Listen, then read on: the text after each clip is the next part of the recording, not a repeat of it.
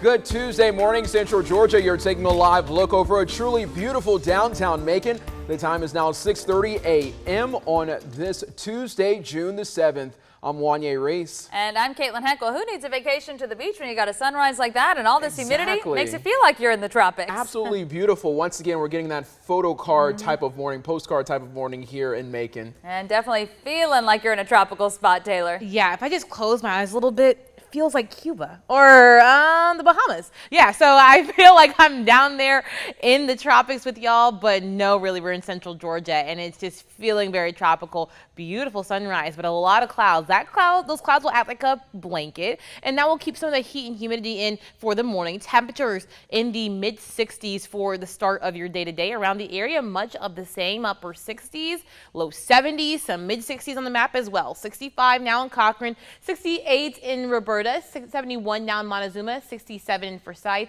and 68 in Thomaston. Around the area, we're seeing a lot of those upper 60s and some low 70s, so it feels very tropical in nature, and you're going to feel the humidity as you head throughout the day-to-day. So definitely stay hydrated, drink lots of water today, because temperatures will keep on climbing. We're going to be in the upper 80s north of Macon, but some low to mid 90s if you're Macon and south. So I'm going to break down the full timeline of the heat and humidity. That's all coming up in a few minutes.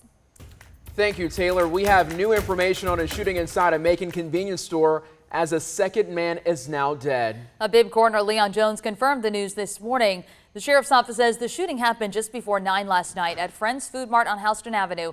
3 men got shot and went to a hospital. Jones says 21-year-old Roderick Felton and 19-year-old Braxton Cole later died. The sheriff's office says another 23-year-old is stable. Investigators continue to look into the case this morning. Now, this is the same convenience store where someone shot and killed 16-year-old Kymelo Early. That happened on Monday, May 9th, outside the store. Well, this morning, Bibb deputies also trying to figure out who is responsible for a deadly weekend shooting in East Macon. It left 19-year-old Cleveland Rains dead and 3 others hurt. Rains previously survived a shooting last November in the Pleasant Hill neighborhood. Saturday night, when chaos unfolded at an abandoned house on Jones Avenue, the 19-year-old didn't make it. Sheriff David Davis says they found several people were at the house gambling, but investigators are still working to figure out how the shooting happened. In the November shooting, investigators believe it was a drug deal gone wrong between Rains' brother and another man. Sheriff Davis says they don't know if this latest shooting was in retaliation to the one last fall. We spoke to one man who says he's known Rains since kindergarten. He had this to say about the violence that's now taken his friend. It's not about, oh, let's get them back for doing that. Let's get them back for doing this. It's not about that, because that's just going to keep on going. That's going to keep on going. Once we just get out of our own selfish ways and just put God first. Sheriff Davis shared a similar message as victims in both shootings were all under the age of 25. It shows that we are raising a generation of kids who seem to have no impulse control, who have no sense of value of life. It's all about you did something to me, I'm going to do something back to you. Sheriff Davis says you can call the Bibb Sheriff's Office or Macon Regional Crime Stoppers if you have any information about the latest shooting on Jones Avenue.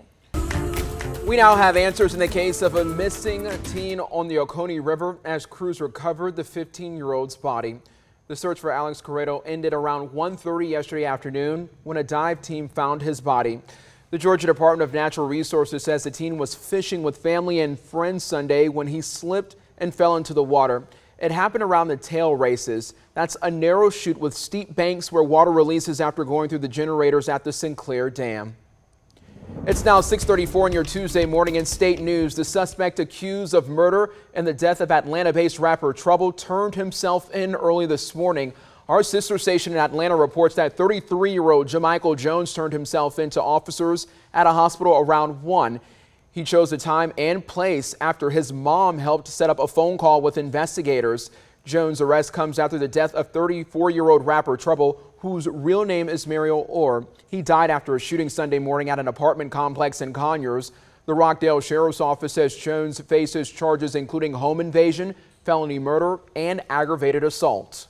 Well, Georgia officially has its first case of monkeypox. The State Department of Public Health says it got confirmation from the CDC that last week's orthopox virus case is monkeypox. CDC leaders reported the suspected case in a metro Atlanta man last Wednesday. It's not known how or where the man got the virus.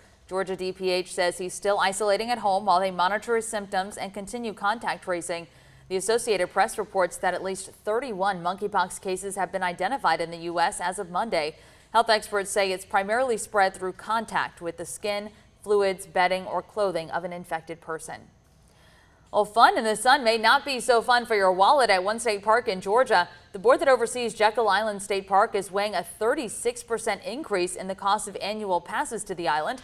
The Brunswick News reports a committee of the Jekyll Island Authority approved raising the prices from $55 to $75. Costs for camping spaces, rounds of golf, and water park admission would all go up as well.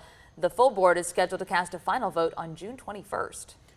The city of Warner Robins is one step closer to finalizing its new home grant application. Now, last night, council voted on a resolution to get the ball rolling even further. The grant is part of the federal money awarded each year to Georgia's Community Home Investment Program, also known as CHIP. The city says they can now give up to $50,000 to 8 low-income homeowners in the northeastern part of Warner Robins. I think we're pretty excited to get started and see how far we can go, and if it's something that Warner Robins will continue to do. Now, the city is still finalizing a few more details, so the application won't be available until this fall. Well, tonight, the Bibb County Sheriff's Office will ask commissioners to approve a new contract for inmate mental and physical health services. The renewal with Correct Health cost about $4.6 million. That's about $300,000 more than last year. Sheriff David Davis says mental health services are just part of the total health care package. The rest covers everything from routine doctor visits to dental work. Commissioners are set to vote on that contract renewal at their meeting tonight at 6. Also on their agenda, money to pay for inspections in the Macon City Auditorium renovation and around $190,000 for new firefighter protective gear. All right, the time is now 6:37. We had such a nice break from all that heat and humidity over the weekend, and it came back in full force. Yes. Definitely. And I know yesterday after midday, we had a nice bit of cloud cover here in Macon. Is it going to be the same today, Taylor? Yeah, there's actually going to be more cloud cover, but less rain. So that's good news for us today. We'll take it. A good change for today, but it is like a trade-off in central Georgia. You just can't have one thing without another thing popping up, and that is definitely going to be that heat and humidity. Not as cool, quote unquote. It really wasn't that cool yesterday, but not as cool as yesterday. We're going to be back into the 90s today. So spoiler alert, it will be a hot, humid day across central Georgia. Right now, you're taking a live look from the National Fairgrounds in Perry. People are getting ready to ride their bikes from Perry down to Dublin today, a part of Bragg.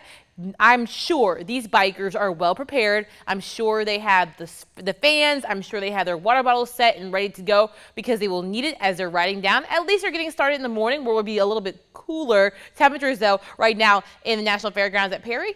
67 degrees. So a warm start to the day, and around the area we're seeing much of the same mid 60s, upper 60s, and some low 70s. 67 now in Gray, 65 in Irwington, 67 now in Dudley, 67 in Hawkinsville as well, 71 in Montezuma.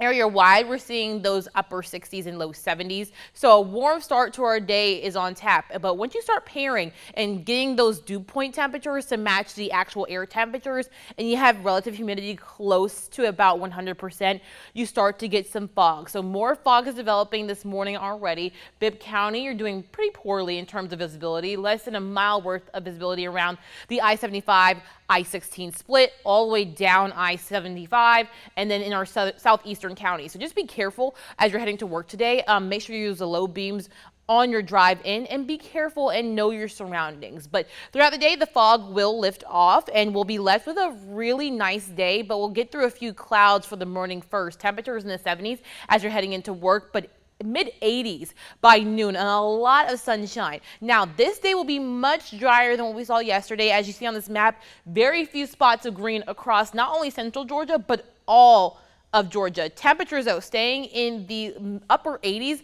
and low 90s by 3 p.m. We're going to top out somewhere into the low to mid 90s across central Georgia. A few showers are possible as you're heading home today, but otherwise, everybody, if not everybody, if some of us will stay dry today. Few clouds rolling in as we head towards about 8 p.m. and then we'll clear out for Wednesday morning. Now, for your pool forecast, it will be a great day to definitely beat the heat because it will be hot and humid, staying mainly dry across central Georgia. Temperatures in the low 90s. Now, this is about as cool as we'll get for the next few days. We're going to be back into the mid 90s starting tomorrow into Thursday and Friday. We have a bit of a cool down coming. That's all along a frontal system that will kind of ease its way through central Georgia, but bring a lot of humidity before it. So we're going to stay in the very muggy range for Thursday into really Friday before we start to get a little bit more comfortable as we head into Sunday and Monday.